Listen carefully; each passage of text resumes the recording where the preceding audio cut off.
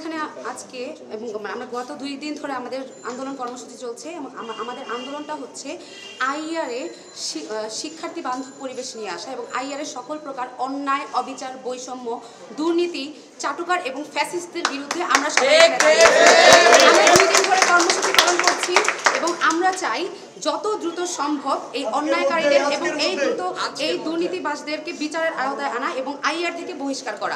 যতক্ষণ না পর্যন্ত আইআর থেকে এই ফ্যাসিস্টদেরকে বের করা না হচ্ছে, বহিষ্কার করা না হচ্ছে, ততদিন পর্যন্ত আমাদের আন্দোলন চলবে। আমাদের আইআরের যে বর্তমান যে প্রশাসন এবং পরিচালক তাদের নেতৃত্বে কয়েকজন শিক্ষক সিন্ডিকেটের মাধ্যমে শুধুমাত্র স্টুডেন্টদেরকে নয়, আইআরের পুরো শিক্ষক সমাজকে তারা দাসত্বের কবলে রেখেছে এবং আমাদের শিক্ষকরা কোনো যৌক্তিক আন্দোলনে যাতে আমাদের সাথে আসতে না পারেন, আমাদের সাথে একত্রতা ঘোষণা করতে না পারেন, সেই জন্য আইআরের লিটু এবং চান তারা পদক্ষেপ নিয়েছে।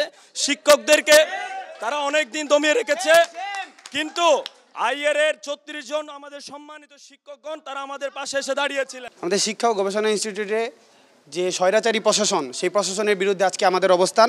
আমরা চাই আইআরে বৈষম্য বিরোধী এবং সাম্যের আইআর হোক, এখানে কোনো কর্তৃত্ববাদী ফেসিস্ট কেউ যাতে না থাকুক।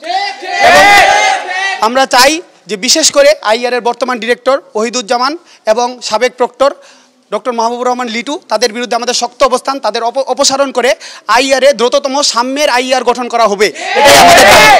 ধন্যবাদ।